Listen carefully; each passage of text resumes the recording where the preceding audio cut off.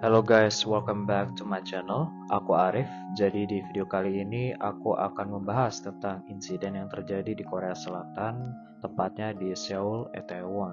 Jadi pada tanggal 30 Oktober 2022, tepatnya pada hari Sabtu malam, itu diselenggarakan sebuah festival Halloween terbesar pertama di Korea Selatan. Jadi sejak pemerintah Korea melonggarkan masyarakatnya untuk tidak membatasi kerumunan dan juga melepas maskernya di saat-saat tertentu, sehingga acara ini dapat diselenggarakan di kota tersebut. Jadi sebelum Sabtu malam ini sudah ada penanggung jawab dan orang yang berwenang untuk memantau volume dan juga populasi orang yang hadir di acara tersebut secara real time. Jadi pada Sabtu malam itu puluhan ribu orang memenuhi distrik klub di Itaewon itu untuk memeriahkan Halloween yang diselenggarakan pada malam itu.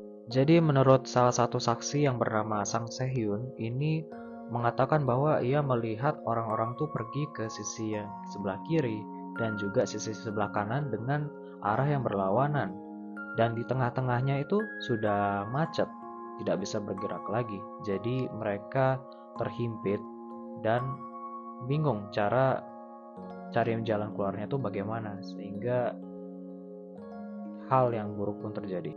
Jadi sebelum kejadian itu terjadi, beberapa saksi mengatakan bahwa itu sudah sangat-sangat padat dan sempit, sehingga orang-orang di sana pun itu sudah susah bergerak pada awalnya. Cara ini makin malam makin ramai.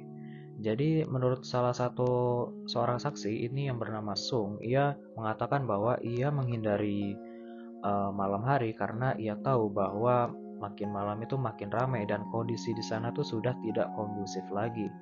Di mana ia sempat menerobos kerumunan itu sehingga ia berhasil keluar dari kerumunan itu entah bagaimana caranya, dan 1 jam kemudian ia mendengar teriakan orang meminta tolong bantuan karena di situ terdapat salah satu orang yang terbunuh karena ia terinjak-injak dan juga kehabisan nafas. Malam yang meriah menjadi malam yang sangat gelap gulita. Jadi seiring berjalannya waktu, kerumunan pun tidak dapat dibendung lagi, sehingga satu persatu orang mulai kehabisan nafas, ada yang pingsan, dan tidak tahu ada yang terinjak-injak di bawah kaki mereka.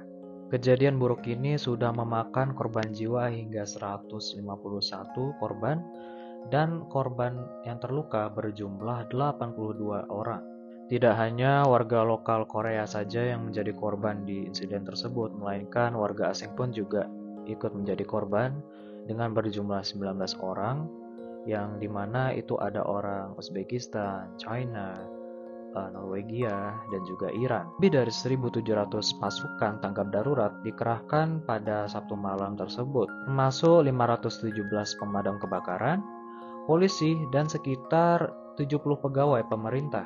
Jadi petugas tanggap darurat dan juga tim medis berusaha bekerja sama semaksimal mungkin untuk menyelamatkan orang-orang yang sudah kehabisan nafas dan juga orang-orang yang berusaha keluar dari kerumunan tersebut. Ya, tim medis melakukan CPR untuk menyelamatkan orang yang sudah sesak nafas dan sudah kesulitan untuk mendapatkan oksigen. Beberapa orang lainnya yang terluka dan juga orang yang tidak sadarkan diri dibawa secepat mungkin ke rumah sakit yang berada di Korea Selatan. Jadi Perdana Menteri Korea Selatan yang bernama Han Duck-soo mengatakan bahwa hari itu adalah hari berkabung nasional, yang dimana itu adalah sebagai simbolis bahwa terjadi tragedi yang cukup besar yang merenggut korban jiwa pada tanggal 30 Oktober. Sekian video aku kali ini. Kita berharap semoga di acara berikutnya berjalan dengan lancar dan juga baik ya pastinya. Dan insiden ini juga tidak akan terjadi lagi di acara manapun, di negara manapun. Jadi terima kasih sudah menonton video aku kali ini. Jangan lupa klik like dan subscribe channel ini sehingga kalian tidak akan ketinggalan berita dan juga cerita menarik lainnya. Oke, sekian dari aku.